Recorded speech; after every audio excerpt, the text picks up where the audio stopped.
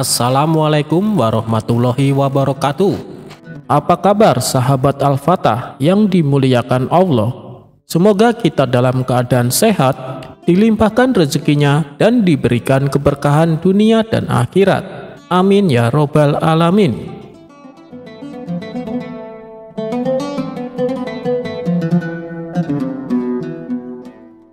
Suatu hari Abu Nawas merasa sedih karena kehilangan burung yang amat disayangi. Tidak ingin kesedihannya berlarut-larut, ia berinisiatif membeli burung baru. Maka pergilah Abu Nawas ke pasar burung di pusat kota. Setibanya di pasar, Abu Nawas langsung mendatangi salah satu toko yang menjual beraneka macam burung. "Anda mencari burung jenis apa, Tuan?" tanya si penjual. "Aku mau lihat-lihat dulu. Nanti kalau sekiranya ada yang cocok, baru ku beli," jawab Abu Nawas. Lalu tanpa sengaja Abu Nawas melihat ada burung yang sangat indah. Bulunya warna-warni dan kemilau. "Burung apa ini? Aku baru melihatnya," tanya Abu Nawas. "Oh, ini burung dari India, Tuan. Apakah Tuan berminat?" jawab si penjual. "Ya, aku tertarik. Tapi apa burung ini bisa berkicau?" tanya Abu Nawas lagi. "Waduh, sayang sekali, Tuan. Burung ini tidak dapat berkicau. Tapi burung ini bisa berbicara seperti manusia. Bahkan dia bisa diajak bicara. Dan satu lagi, Tuan, burung ini sangat cerdik," jelas si penjual. "Benarkah?" tanya Abu Nawas penasaran. Untuk membuktikannya, Abu Nawas lalu mencoba mengajaknya berbicara. Benar saja, burung itu bisa diajak berbicara layaknya manusia. "Baiklah, aku beli burung ini," kata Abu Nawas. Setelah transaksi pembayaran selesai, Abu Nawas langsung membawa pulang burung tersebut. Setibanya di rumah, ia menaruh burungnya dalam sebuah sangkar yang sangat indah. Suatu ketika saat Abu Nawas sedang asik bercengkrama dengan si burung, datanglah beberapa pengawal istana ke rumahnya. "Tuan Abu Nawas, Anda diperintahkan Baginda Raja untuk menghadapnya sekarang," kata salah satu pengawal. "Oh, baiklah, aku akan segera ke sana. Kalian pergilah dulu, nanti aku menyusul," balas Abu Nawas. Singkat cerita, Abu Nawas pun datang ke istana menghadap Baginda Raja. Ternyata Baginda Raja akan mengutus Abu Nawas pergi ke negeri India untuk suatu keperluan. Sepulangnya dari istana, Abu Nawas langsung berkemas dan bersiap-siap. Tidak lupa dia juga berpamitan dengan burung barunya itu. "Hei burung, aku tahu kau berasal dari India, dan Baginda Raja akan mengutusku ke negerimu. Apa kau punya permintaan? Barangkali kau kangen dengan makanan India, aku bisa membawakannya untukmu," kata Abu Nawas. "Aku mohon dan aku meminta kepadamu, lepaskan aku dari sangkar ini. Itulah permintaanku," jawab si burung. "Wah, kalau itu permintaannya, aku tidak bisa. Aku tidak mungkin melepaskanmu. Aku membelimu dengan harga mahal. Kau sudah menjadi milikku sekarang," ujar Abu Nawas. "Baiklah kalau kau tidak bisa melepasku. Tapi bila permintaan keduaku ini kau penuhi, aku akan sangat senang," balas si burung. "Apa permintaan keduamu?" tanya Abu Nawas. "Aku minta tolong kepadamu, jika kau telah sampai ke negeri India, pergilah ke sebuah hutan di desa ini. Kabarkanlah kepada saudara-saudaraku bahwa saat ini aku berada dalam sangkar di rumahmu. Melalui kabar ini, aku berharap mereka tidak gelisah mencariku. Itulah permintaan keduaku," tutur si burung. "Memangnya semua burung yang jenisnya sepertimu bisa mengerti bahasa manusia?" tanya Abu Nawas. "Ya, mereka yang jenisnya seperti aku bisa mengerti bahasa manusia dan bisa bicara seperti aku," jawab si burung. "Baiklah, aku akan berusaha memenuhi permintaanmu kali ini," ucap Abu Nawas. Singkat cerita, sampailah Abu Nawas di negeri India. Ia pun langsung melaksanakan tugas dari Baginda Raja. Setelah tugas-tugasnya selesai, barulah Abu Nawas menuju hutan di desa yang dimaksud oleh burungnya. Tidak disangka-sangka, baru saja memasuki hutan beberapa puluh meter, Abu Nawas melihat sekawanan burung hinggap di sebuah pohon tepat di atas kepalanya. Burung-burung itu mirip dengan burung yang ada di rumahnya. Ia segera saja berkata ke sekawanan burung itu, "Wahai burung, aku ingin menyampaikan pesan dari saudaramu, bahwa saat ini saudaramu terkurung di dalam sangkar yang ada di dalam rumahku. Kalian jangan mencarinya, karena saat ini saudaramu telah menjadi milikku," kata Abu Nawas. Mendengar kabar tersebut, salah satu burung tiba-tiba pingsan dan jatuh mengenai kaki Abu Nawas. Lalu Abu Nawas memungutnya dan membolak-balik badan si burung. Aneh, burung ini mendadak mati. Mungkin ia kaget karena mendengar kabar saudaranya sedang terpenjara dalam sangkar dan jauh berada di negeriku, kata Abu Nawas dalam hati. Ia tidak mau ambil pusing atas kejadian ini. Hal terpenting, dia telah menyampaikan pesan si burung kepada saudara-saudaranya. Abu Nawas lalu memutuskan berlayar kembali dan pulang ke negerinya. Setibanya di rumah, ia memberitahu burungnya bahwa permintaannya telah disampaikan. "Bagaimana kabar saudara-saudaraku? Apa mereka baik-baik saja?" tanya si burung. "Semuanya baik-baik saja, tapi ada salah satu burung yang tiba-tiba langsung mati saat mendengar kabar kalau kau sekarang berada di sini," kata Abu Nawas menjelaskan. Mendengar berita yang disampaikan Abu Nawas, burung yang ada di sangkar pun tiba-tiba pingsan dan jatuh. Spontan Abu Nawas menjadi kaget dan segera mengambil burung tersebut. Setelah dibolak-balik, ternyata burungnya mati mendadak. Apa mungkin ini gara-gara mendengar kabar kalau saudaranya telah mati? Ia sangat terkejut sampai mengalami kematian, pikir Abu Nawas. Abu Nawas pun menjadi sedih. Dia lalu menggotong burungnya dan menempatkannya di bibir jendela. Tapi, tiba-tiba saja burung itu segera terbang dan hinggap di salah satu pohon di dekat jendela. Sebelum terbang tinggi, si burung berkata kepada Abu Nawas, "Wahai Tuan, ketahuilah bahwa apa yang kau anggap kesedihan bisa jadi merupakan kabar baik bagi yang lain. Mungkin Tuan bersedih karena aku lepas dari sangkarmu, tapi aku bahagia karena bisa lepas dari sangkarmu." Si burung lalu terbang tinggi meninggalkan Abu Nawas. Ternyata benar apa yang dikatakan si penjual burung di pasar. Si burung bukan hanya bisa bicara, tapi juga cerdik. "Aku telah dikelabui oleh burung itu," pungkas Abu Nawas kecewa.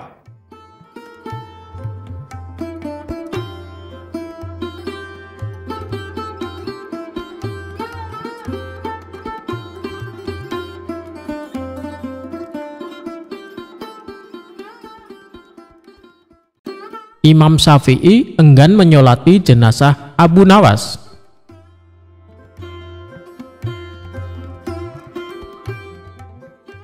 Abu Nawas dengan nama lengkap Abu Ali Al-Hasan bin Hani Al-Hakimi dikenal sebagai seorang penyair Arab yang sangat lihai. Namun di berbagai belahan dunia, Abu Nawas dikenal sebagai seorang sosok yang lucu, kocak alias jenaka. Abu Nawas juga sangat cerdik saat menghadapi raja dan memecahkan teka-teki yang belum ada jawabannya. Abu Nawas adalah seorang sufi yang paham Al-Quran dan hadis, tetapi dia menampakkan tingkah konyol dan kontroversi. Dia hidup di masa Raja Harun Ar-Rasyid dari dinasti Abbasiyah, sekaligus hidup di masa Imam Syafi'i. Masa muda Abu Nawas dikenal sebagai pemabuk yang gemar minum khamar, bahkan dijuluki penyair khamar. Imam Syafi'i kurang suka dengan sikap Abu Nawas karena dianggap tidak mencerminkan seorang muslim.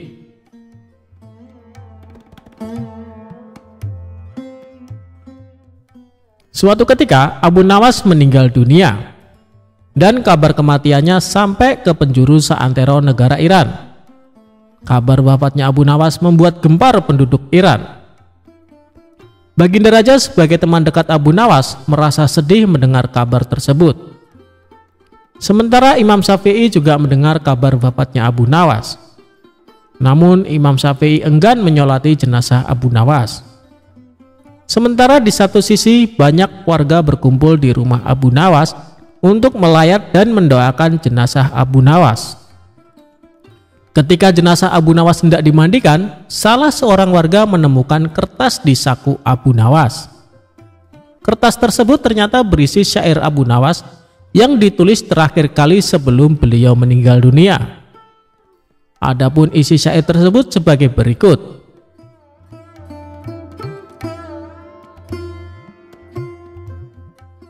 Wahai Tuhanku, dosaku terlalu besar dan banyak, tapi aku tahu bahwa ampunanmu lebih besar. Jika hanya orang baik yang boleh berharap kepadamu, kepada siapa pelaku maksiat akan berlindung dan memohon ampunan? Aku berdoa kepadamu seperti yang engkau perintahkan, dengan segala kerendahan dan kehinaanku. Jika kau tampik tanganku, lantas siapa yang memiliki kasih sayang? Hanya harapan yang ada padaku ketika aku berhubungan denganmu dan keindahan ampunanmu, dan aku pasrah setelah ini.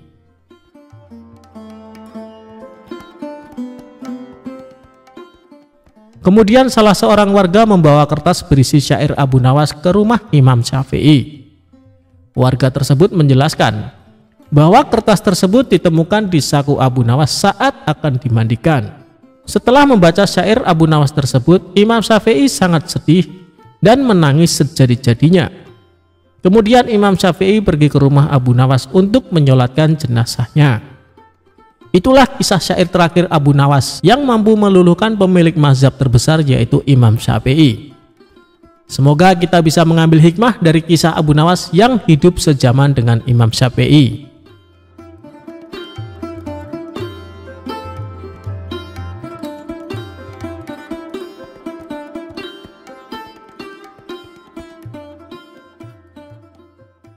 Abu Nawas menginap di rumah pencuri.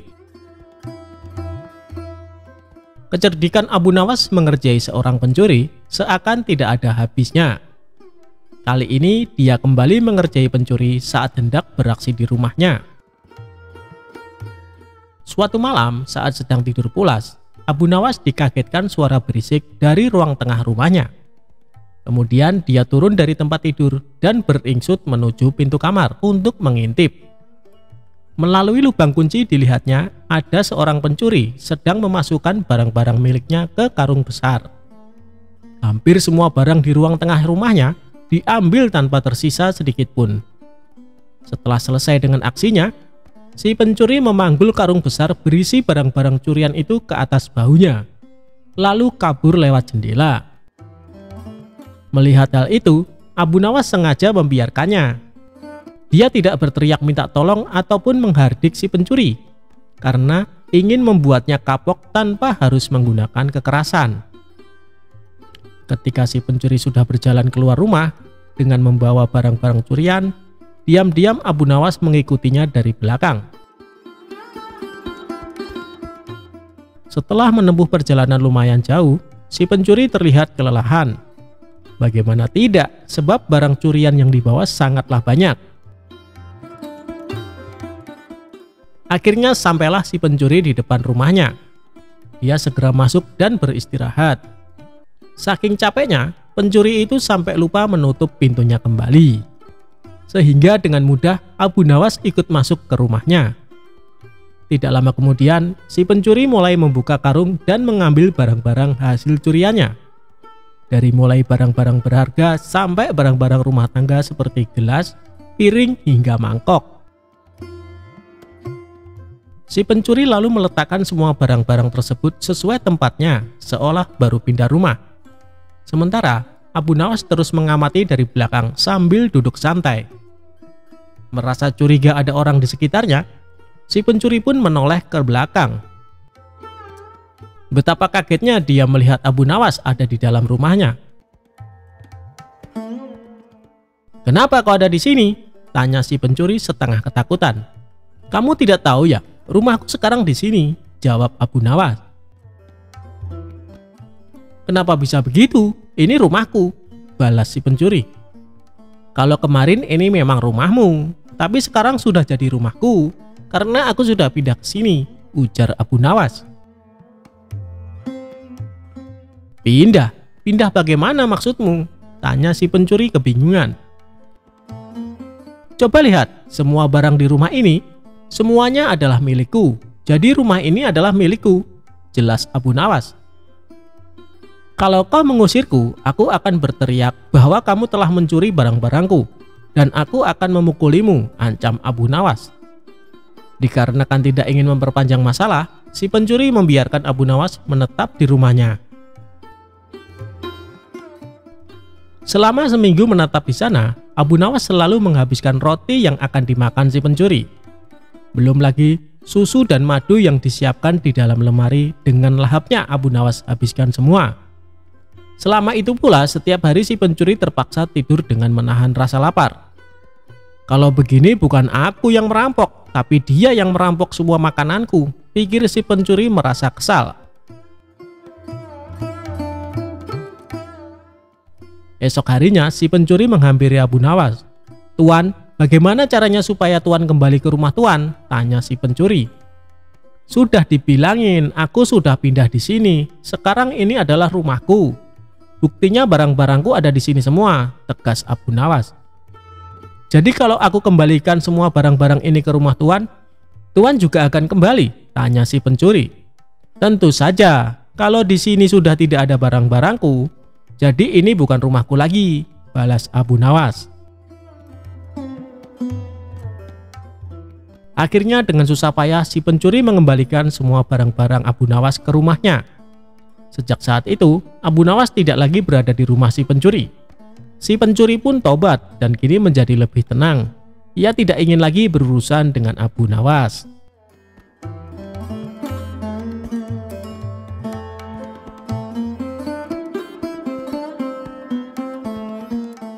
Abu Nawas bunuh diri dengan racun, bukannya mati tapi malah kenyang.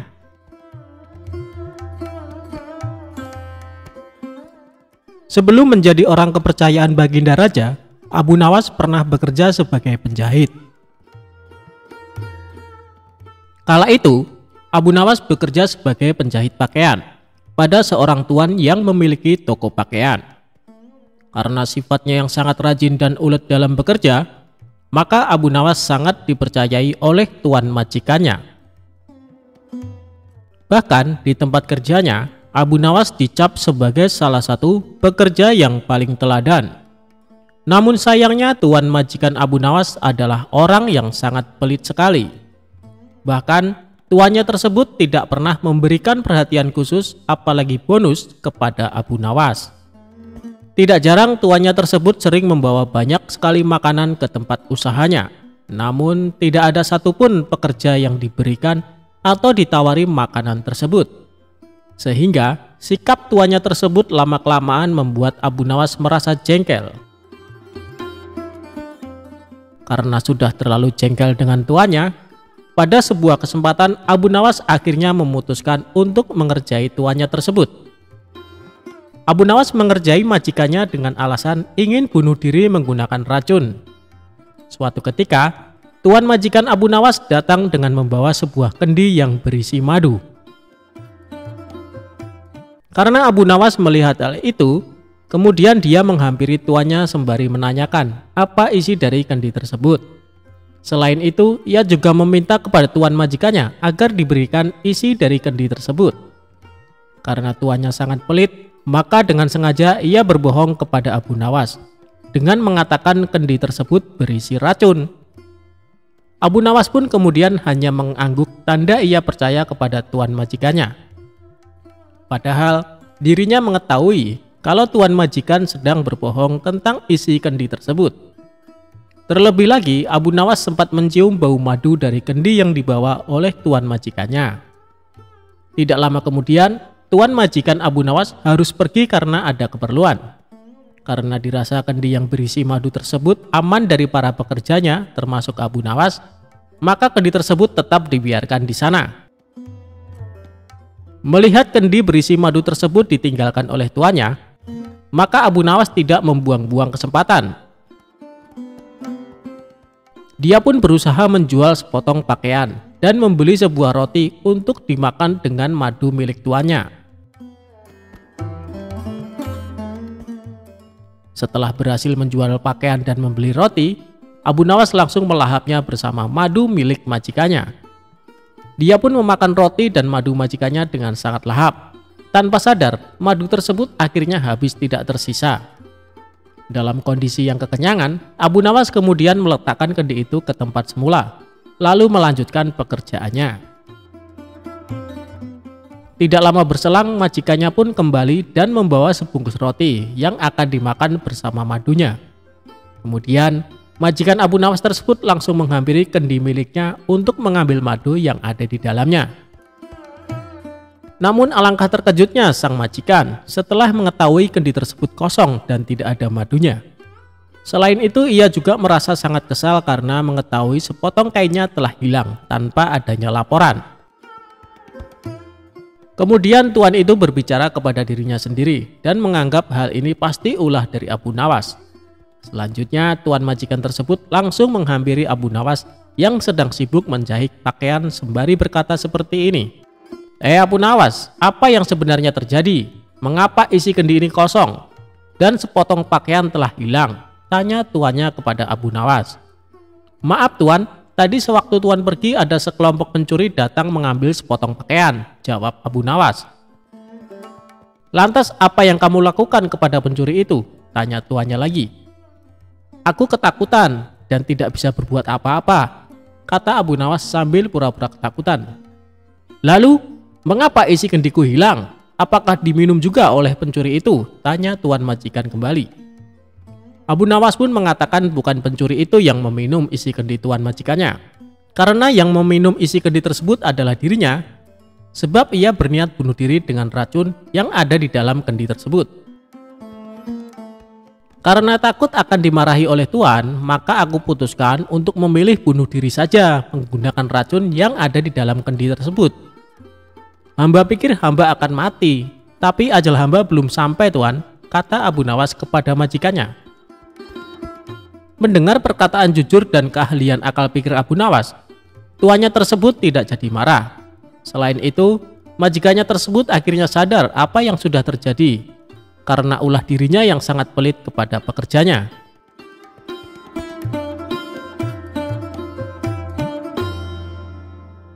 Jawaban Abu Nawas ketika ditanya Allah sedang apa sekarang.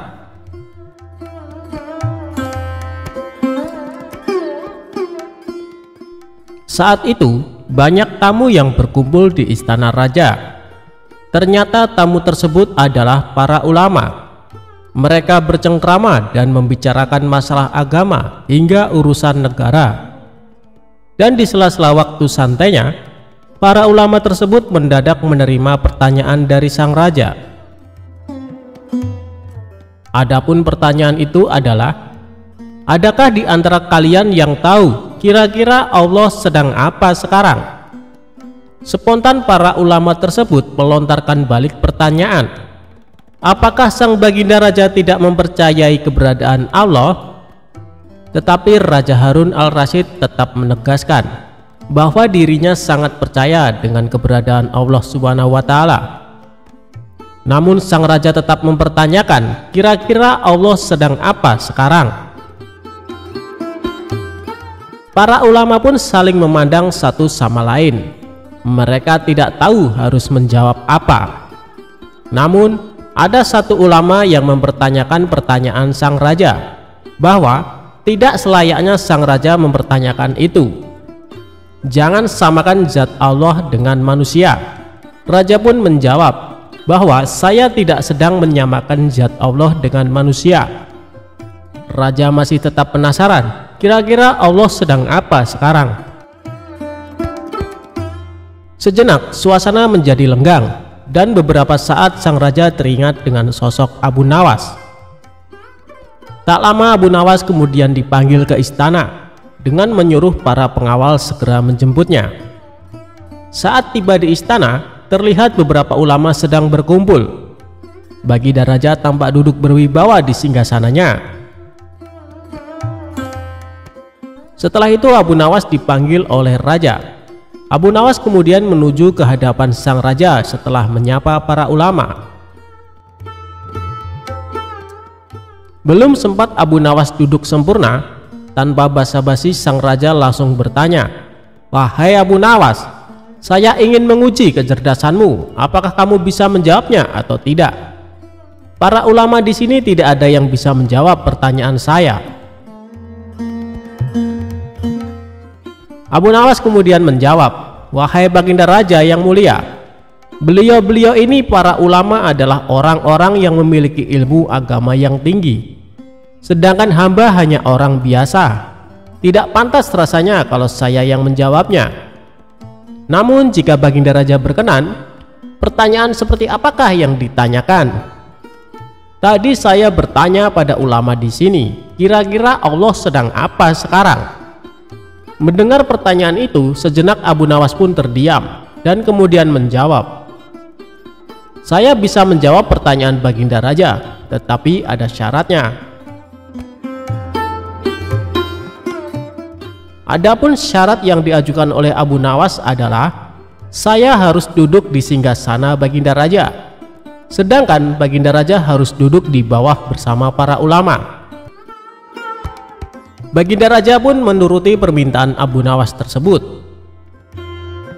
Setelah menduduki singgasana Baginda Raja, Abu Nawas berkata dengan lantang, "Kalau Baginda Raja ingin tahu Allah sedang apa sekarang, saksikanlah, Allah sedang mengangkat saya, Abu Nawas, menjadi raja dan Baginda Raja menjadi rakyat biasa." Mendengar jawaban Abu Nawas tersebut, Baginda Raja pun tersenyum.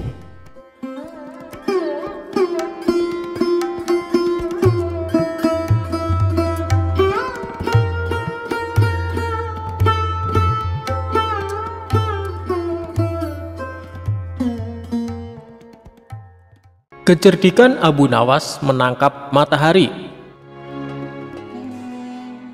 Cerita sufi kali ini mengisahkan kecerdikan atau kecerdasan Abu Nawas menangkap matahari dalam sebuah sayembara. Abu Nawas adalah seorang pujangga pada masa Khalifah Harun al-Rasyid. Ia termasuk salah seorang penyair yang sangat melegenda pada zaman itu. Pada suatu saat, Baginda Raja ingin membuat rakyatnya bahagia. Pasalnya, rakyat mengeluhkan kepada Raja tentang betapa panasnya terik matahari kala itu. Karena itu, Raja mengadakan sayembara untuk menangkap matahari. Namun hingga memasuki waktu yang ditentukan, tak ada seorang pun yang menyatakan kesanggupannya menangkap matahari. Sang Raja pun lalu langsung menunjuk si cerdik Abu Nawas untuk menangani hal ini. "Cepat, panggil Abu Nawas kemari. Ada tugas penting yang harus dilakukan," perintah Baginda Raja kepada beberapa pengawalnya. Singkat cerita, datanglah Abu Nawas menghadap Baginda Raja. "Ampun Paduka yang mulia, ada apa gerangan Paduka memanggil hamba?" tanya Abu Nawas. "Begini Abu Nawas, beberapa hari ini saya mendapatkan banyak pengaduan dari rakyatku," jawab Baginda Raja. "Kalau boleh tahu apa pengaduan mereka Paduka yang mulia, barangkali hamba bisa membantu," balas Abu Nawas. Raja akhirnya menceritakan apa yang dikeluhkan masyarakat akhir-akhir ini. Kemudian Abu Nawas menanyakan apa yang dikehendaki oleh sang raja dengan kondisi seperti itu. Raja pun kemudian menceritakan idenya untuk menangkap matahari dan menunjuk Abu Nawas untuk melakukannya. "Bagaimana kalau matahari ditangkap saja, Abu Nawas? Dan orang yang pantas untuk melakukan pekerjaan itu adalah kamu," ujar Baginda Raja. Mendengar perintah Baginda Raja, Abu Nawas langsung tertunduk lemas. "Apa tidak ada cara lain Paduka? Misalnya mereka diliburkan dulu dalam bekerja di ladang," kata Abu Nawas mengusulkan. Usulan Abu Nawas ternyata tidak diterima oleh sang raja. Karena jika mereka diliburkan, mereka tidak bisa makan. "Tidak bisa Abu Nawas, kalau mereka libur berladang, lalu mereka mau makan apa? Jalan satu-satunya matahari harus ditangkap," balas Baginda Raja. Abu Nawas hanya terdiam. Dalam hati ia berkata, mungkin menangkap matahari pekerjaan yang mustahil dilakukan. Namun karena ini adalah titah raja, Mau tidak mau Abu Nawas harus menerimanya. Sekarang kamu pulang dulu Abu Nawas, dan besok kamu harus kembali ke sini untuk menangkap matahari. Kalau kamu tidak bisa melakukannya, kamu akan menerima hukuman, tegas sang raja. Setibanya di rumah, Abu Nawas terus memikirkan cara supaya ia bisa lepas dari hukuman. Ia terus memutar otaknya hingga tengah malam. Lebih baik aku sholat isya dulu, nanti aku malah ketiduran, pikir Abu Nawas. Ia pun kemudian menuju kolam untuk mengambil air wudhu. Saat ia hendak mengambil air, bayangan dirinya ada di dalam air tersebut. Disitulah akhirnya Abu Nawas mendapatkan ide untuk menangkap matahari. Esok paginya dengan wajah ceria, Abu Nawas pergi ke istana menghadap Baginda Raja. "Hai Abu Nawas, apakah kamu sudah siap menangkap matahari?" tanya Baginda Raja. "Saya sudah siap, Paduka. Tapi saya minta disediakan peralatannya untuk menangkapnya," jawab Abu Nawas. "Apa yang kau butuhkan? Katakan padaku," balas Baginda Raja. Abu Nawas kemudian meminta sesuatu yang perlu disiapkan untuk menangkap matahari. "Saya minta ember yang berisi air dan juga kantong besar yang tidak bocor," pinta Abu Nawas. Setelah peralatan dipersiapkan, Abu Nawas mengajak salah satu menteri ke tengah lapangan. "Kamu lihat kan matahari itu?" kata Abu Nawas sambil menunjuk bayangan matahari yang berada di dalam ember berisi air. "Sekarang akan aku masukkan ke dalam kantong ini," ucap Abu Nawas sambil memasukkan air yang berada di dalam ember.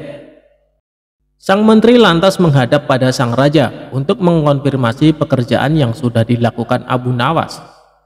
Sang raja tentu belum percaya, sebab panas matahari masih terasa menyengat. "Baiklah, sekarang perintahkan pada Abu Nawas untuk membungkus matahari itu dan bawakan padaku," titah Baginda Raja. Kemudian para menteri memanggil Abu Nawas untuk menghampiri Baginda Raja dengan membawa kantong berisi air.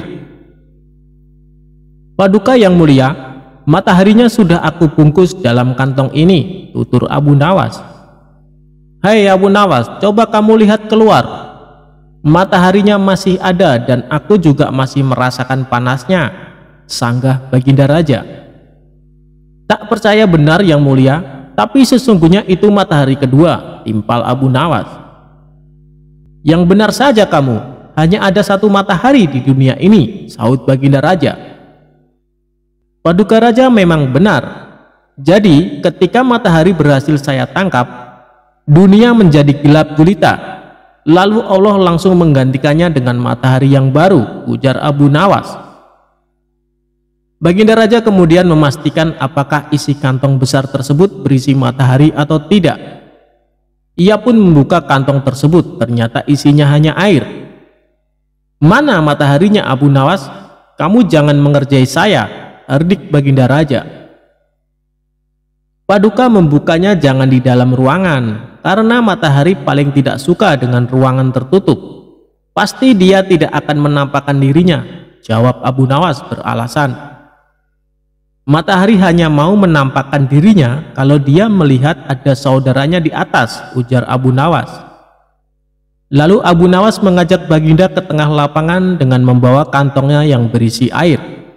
"Ini saya buka kantongnya Baginda. Tuh kan ada mataharinya," tutur Abu Nawas sambil menunjukkan kepada Baginda Raja.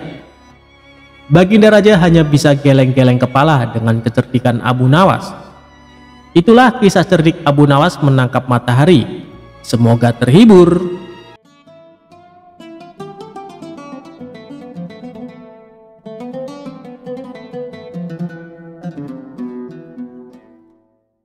Cerita Abu Nawas kali ini berawal dari suatu hari Baginda Raja kedatangan sahabatnya yang merupakan raja dari negeri seberang.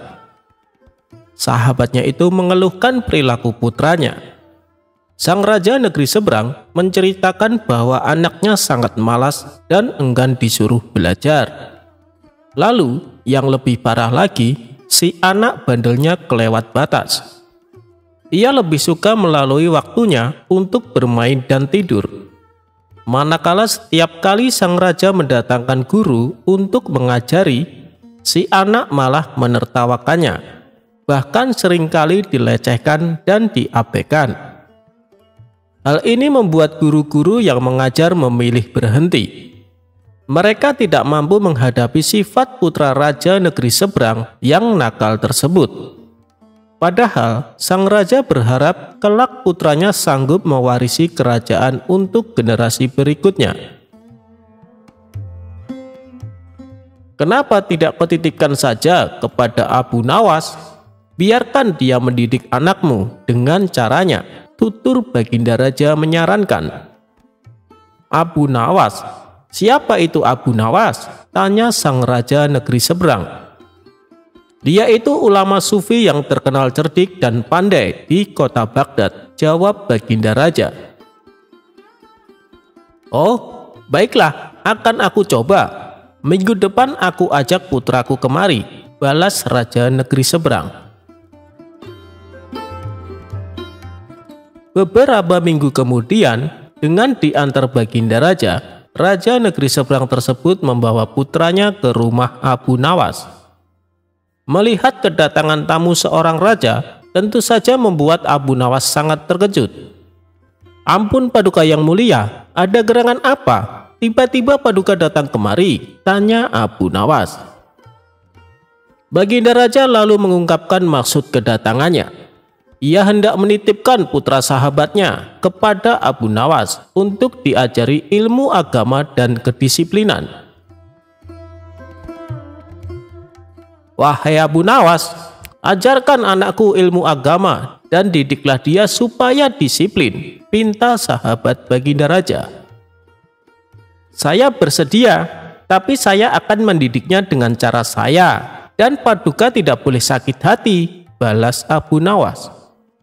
Baik Abu Nawas, semuanya aku serahkan kepadamu, ujar sahabat Baginda Raja. Singkat cerita, pulanglah Baginda Raja dan sahabatnya. Baru saja ditinggal orang tuanya, si anak membuat ulah di rumah Abu Nawas. Ia dengan beraninya membentak Abu Nawas saat meminta diambilkan air minum. Awalnya Abu Nawas menanggapi dengan senyum. Ia selalu menuruti kemauan si anak tersebut. Hingga pada suatu hari, tiba-tiba Abu Nawas memukul si anak cukup keras, padahal tidak melakukan kesalahan apapun. Sejak saat itulah si anak menjadi takut kepada Abu Nawas. Sifatnya yang bandel dan suka malas-malasan mendadak berubah menjadi penurut serta rajin. Singkat cerita, beberapa tahun kemudian orang tuanya datang untuk menjemput sang putra mahkota. Si anak ini menjadi pribadi yang sopan. Dia juga cerdas dan cepat menguasai berbagai ilmu agama yang diajarkan Abu Nawas. Melihat perubahan pada diri anaknya, sang raja negeri seberang menjadi senang dan bahagia. Seiring berjalannya waktu, si anak yang sudah menginjak dewasa dinobatkan sebagai raja untuk menggantikan posisi ayahnya. Berkat kecerdasan dan kedisiplinannya, dia menjadi raja yang gagah dan berwibawa. Suatu hari dia teringat dengan Abu Nawas, sosok guru yang telah mendidiknya. Ia pun berencana untuk menemuinya dengan didampingi pasukan kerajaan. Pemuda yang kini sudah menjadi raja itu pun berangkat menuju rumah Abu Nawas. Setibanya di sana, dia langsung disambut hangat dan dipersilahkan masuk oleh Abu Nawas. Setelah cukup lama berbincang-bincang, ia lalu bertanya kepada Abu Nawas, "Guru, aku mau bertanya, masih ingatkah suatu hari guru memukulku? Padahal aku tidak bersalah waktu itu. Atas dasar apa guru melakukannya?" Sekian tahun lamanya ternyata sang murid masih menyimpan pertanyaan tentang kenangan pahit dari sang guru. Mendengar pertanyaan tersebut, Abu Nawas menjawabnya dengan tersenyum. "Aku sudah lama menunggu datangnya hari ini ketika kamu bertanya tentang pukulan itu. Sekarang kamu tahu bahwa pukulan kezaliman itu membuatmu tidak bisa melupakannya begitu saja, kan?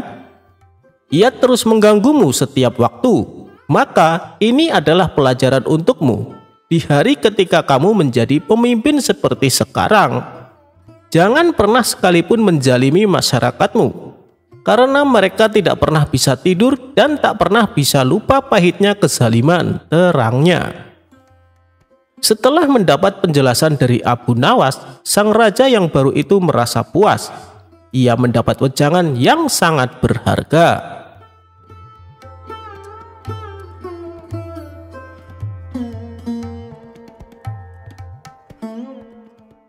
Abu Nawas dan kabar besok kiamat. Diceritakan, Abu Nawas memiliki hewan peliharaan. Di samping memiliki keledai sebagai tunggangannya, ia juga memelihara seekor kambing yang sangat gemuk dan besar. Tak pernah terlintas di benak Abu Nawas untuk menyembelihnya. Ia lebih menyukai kambingnya sebagai hewan peliharaan. Pada suatu hari, kawan-kawan Abu Nawas datang berkunjung ke rumahnya. Saat memasuki halaman rumah, mereka melihat kambing peliharaan Abu Nawas yang diikat di samping rumah. Abu Nawas menyambut hangat kawan-kawannya itu, dan setelah mengobrol, salah satu kawannya berkata kepada Abu Nawas, "Kambing punyamu hebat sekali, Abu Nawas, gemuk dan sehat. Bagaimana kalau kita berpesta dan sembelih saja kambing itu?" usul kawan lainnya. "Ya, aku setuju. Dagingnya pasti enak dan lezat," timpal kawan satunya. Mendengar perkataan teman-temannya, Abu Nawas mencoba mengelak. "Kambingku itu tidak terlalu gemuk, belum begitu besar," kata Abu Nawas beralasan. Bagaimanapun, Abu Nawas sangat menyayangi kambingnya. Ia tidak sampai hati kalau sampai disembelih. "Hei Abu Nawas, apa kamu tidak dengar kabar kalau besok akan kiamat? Kambingmu juga tidak akan bertambah gemuk," kata teman-temannya. "Ya Abu Nawas, besok akan kiamat, kita sembelih saja kambingnya," sahut yang lainnya. Mereka terus saja mendesak Abu Nawas agar bersedia kambing kesayangannya disembelih. Abu Nawas pun mulai kesal mendengar perkataan teman-temannya yang memaksa. "Baiklah, besok kita akan pesta di pantai. Daging kambingnya kita bakar dan kita makan sama-sama," tutur Abu Nawas. Keesokan harinya, Abu Nawas dan teman-temannya berangkat menuju sebuah pantai. Setibanya di sana, Abu Nawas berkata, "Kalian bersenang-senang saja dahulu, biar aku yang memasaknya." Mendengar itu, teman-temannya kegirangan dan mereka segera melepas baju untuk berenang di tepian pantai. Saat mereka tengah berenang, diam-diam Abu Nawas mengambil baju semua temannya. Abu Nawas pun mulai menyembelih kambing dan mengulitinya. Lalu ia membakar semua baju temannya untuk memanggang daging kambing tersebut. Selesai berenang, teman-temannya kebingungan mencari baju. "Hei Abu Nawas, kamu melihat baju kami tidak?" tanya temannya. "Oh iya, tadi aku waktu kesini lupa membawa kayu bakar. Sebagai gantinya, aku bakar baju kalian untuk memanggang daging kambing ini," ujar Abu Nawas. "Kamu gila ya Abu Nawas? Masa kami pulang dalam keadaan telanjang?" ucap mereka. "Percayalah padaku, kalian sudah tidak akan membutuhkan baju, karena kata kalian hari ini akan kiamat, bukan?" timpal Abu Nawas. Teman-temannya hanya bisa bengong mendengar jawaban Abu Nawas. Mereka tak mungkin memarahi Abu Nawas, karena yang dilakukan Abu Nawas akibat perkataan mereka sendiri. Setelah selesai makan, mereka terpaksa pulang tanpa memakai baju, dan di sepanjang perjalanan mereka ditertawakan oleh para warga yang melihatnya.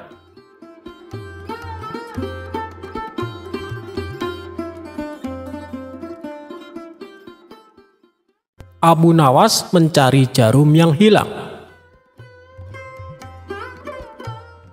Alkisah, pada suatu hari, Abu Nawas mencari sesuatu di halaman rumahnya yang penuh dengan pasir. Ternyata Abu Nawas mencari jarum.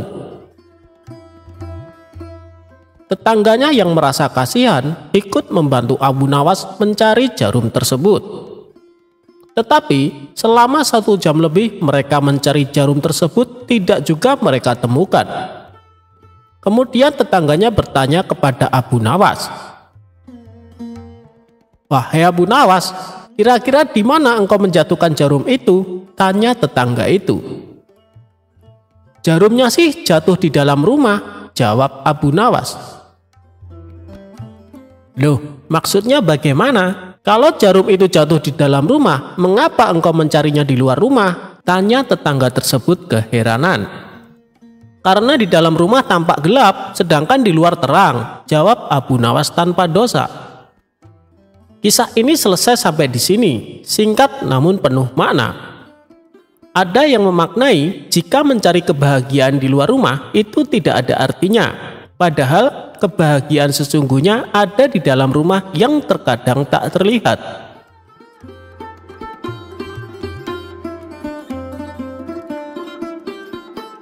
Abu Nawas bikin utusan Baginda Raja tak bisa buang air besar.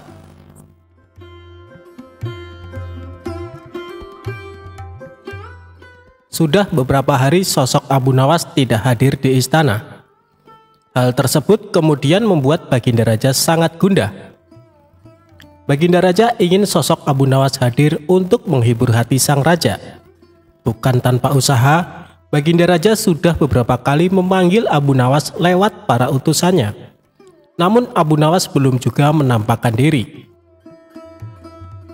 Setelah lama berpikir mencari cara agar Abu Nawas mau datang ke istana, Baginda Raja akhirnya menemukan ide yang bisa membuat Abu Nawas bisa hadir di istana. Raja kemudian memanggil 3 orang prajurit dan menyuruh mereka pergi ke rumah Abu Nawas agar buang air besar di tempat tidurnya. "Pengawal, pergilah ke rumah Abu Nawas dan beraklah di tempat tidurnya.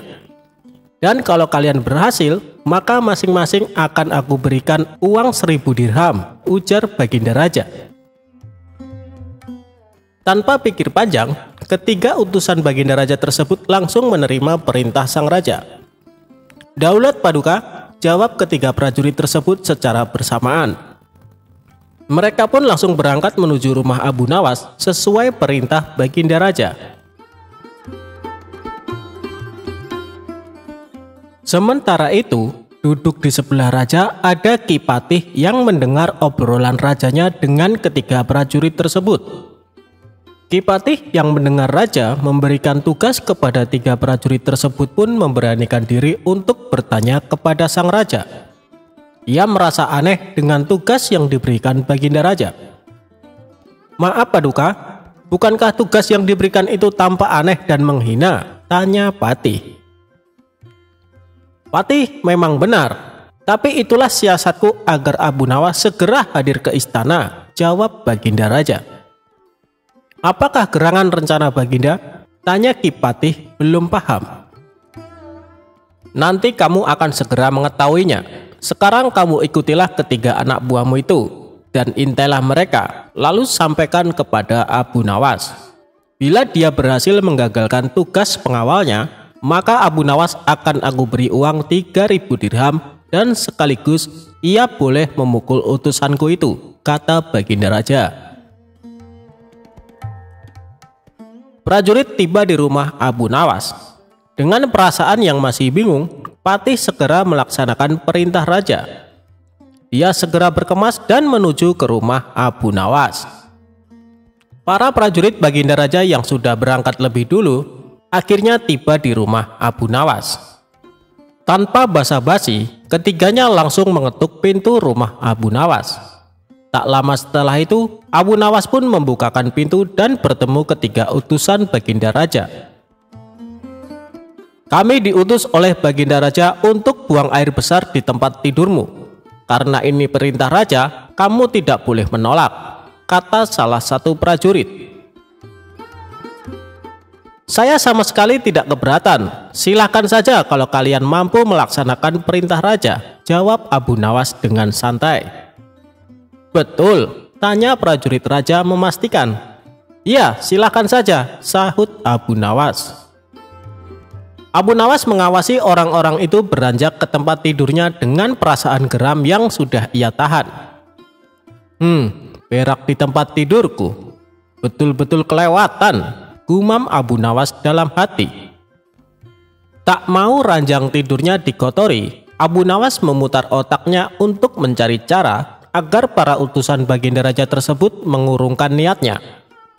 Setelah berpikir beberapa saat, Abu Nawas akhirnya menemukan cara untuk menggagalkan tugas para utusan tersebut. Pada saat utusan itu hendak bersiap-siap buang air besar, mendadak Abu Nawas berkata di balik jendela kamar, "Hei para utusan raja, ada yang lupa saya sampaikan kepada kalian," kata Abu Nawas. "Apa itu?" tanya salah satu utusan raja. "Saya ingatkan supaya kalian jangan melebihi perintah Baginda Raja.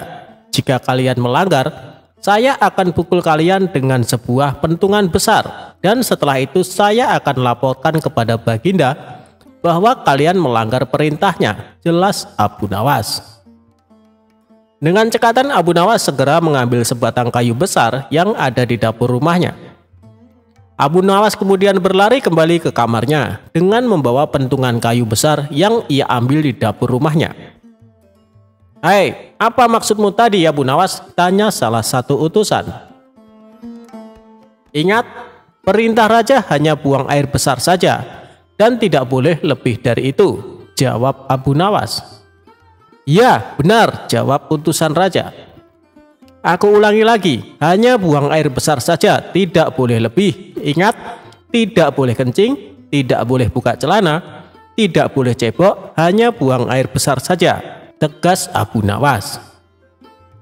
"Mana mungkin, itu tidak mungkin, kami juga harus buka celana dan kencing," jawab salah satu utusan.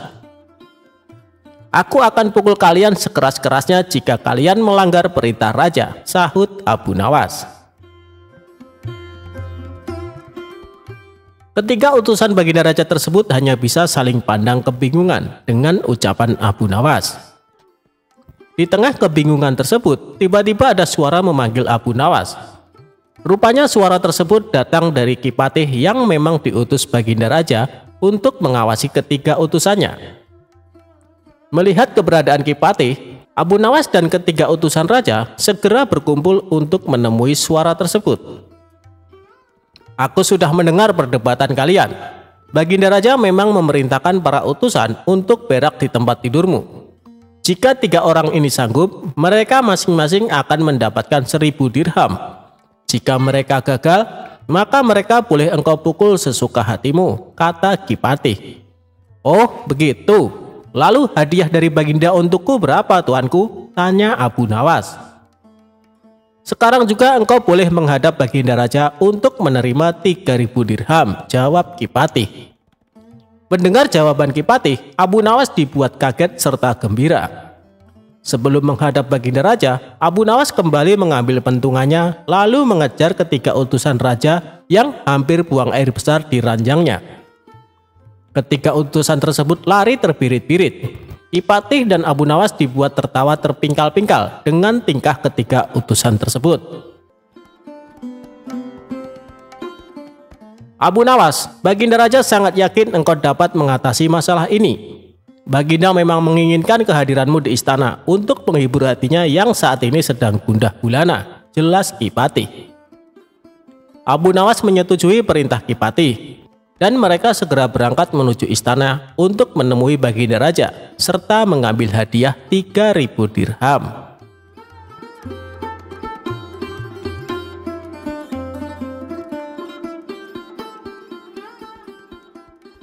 Abu Nawas bisa tahu warna angin.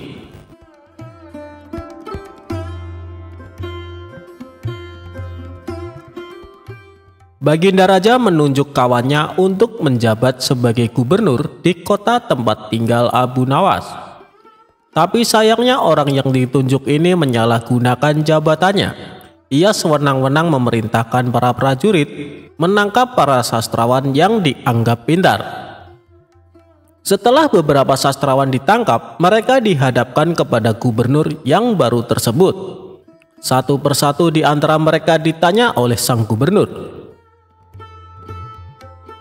"Menurutmu aku gubernur yang adil atau zolim?" tanya sang gubernur kepada para sastrawan.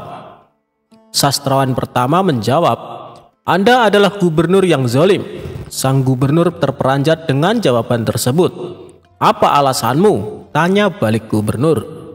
"Karena Anda telah menangkapi kami tanpa sebab." "Prajurit, masukkan dia ke penjara. Besok dia akan dihukum mati," ucap sang gubernur. Sastrawan berikutnya dipanggil dan diberi pertanyaan yang sama. "Menurutmu, aku gubernur yang adil atau zolim?" tanya gubernur. "Tuanku adalah gubernur yang adil," jawab sastrawan kedua. "Apa alasanmu?" tanya gubernur kembali.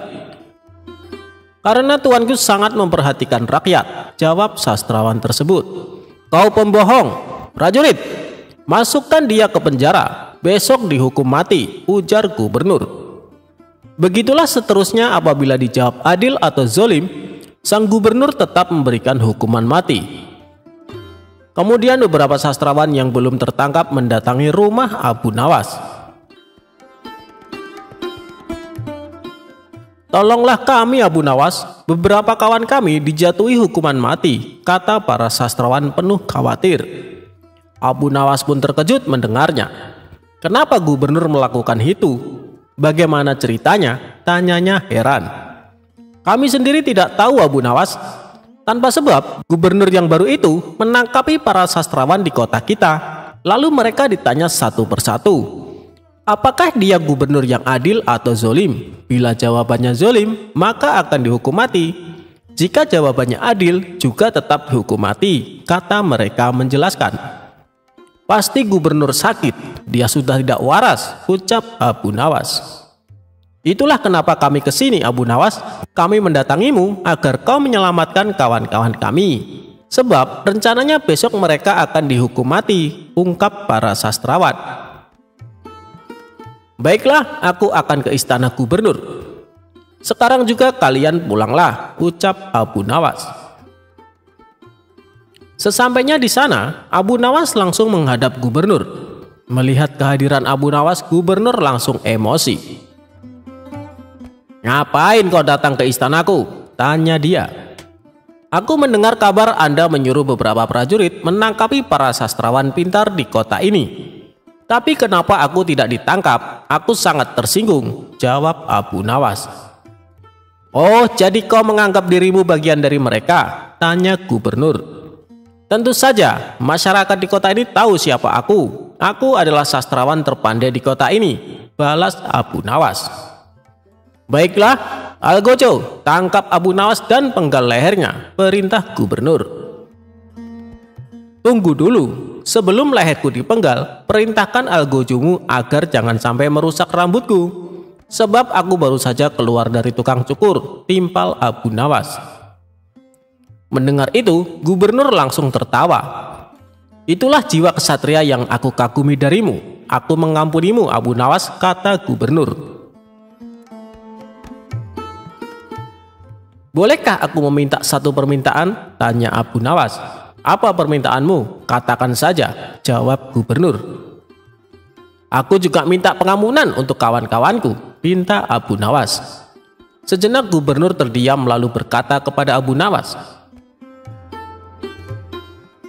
"Aku akan mengabulkan permintaanmu, tapi ada syaratnya. Kau harus bisa menjawab 3 pertanyaanku." "Baik gubernur, aku siap menjawabnya," sahut Abu Nawas. "Menurutmu, aku gubernur yang adil atau zolim?" tanya dia. "Tuan bukan gubernur yang adil, bukan pula gubernur yang zolim. Orang-orang yang zolim itu adalah kita, sedangkan Tuan adalah pedang keadilan yang membalas kezaliman," jawab Abu Nawas. "Luar biasa, jawabanmu sungguh menakjubkan Abu Nawas," ujar sang gubernur. "Sekarang pertanyaan kedua, mana yang lebih bermanfaat, matahari atau bulan?" tanya gubernur. "Matahari terbit di siang hari bersamaan dengan terangnya dunia. Maka menurutku matahari kurang bermanfaat. Sementara bulan terbit di waktu malam yang menerangi dunia dan menjadikannya seperti siang. Maka menurutku manfaat bulan lebih besar, ujar Abu Nawas. Gubernur pun tertawa dengan jawaban Abu Nawas. Memang nyeleneh tapi masuk akal. Baiklah Abu Nawas, sekarang pertanyaan terakhir. Menurutmu warna angin itu apa? Tanyanya. Warna angin itu merah, jawab Abu Nawas dengan enteng. Apa alasanmu? Tanya gubernur lagi. Kalau kita masuk angin, lalu badan dikerok, pasti akan muncul warna merah di badan. Itu menunjukkan kalau anginnya sedang keluar. Berarti warna angin adalah merah, jawab Abu Nawas menerangkan. Untuk kedua kalinya gubernur dibuat tertawa terpingkal-pingkal.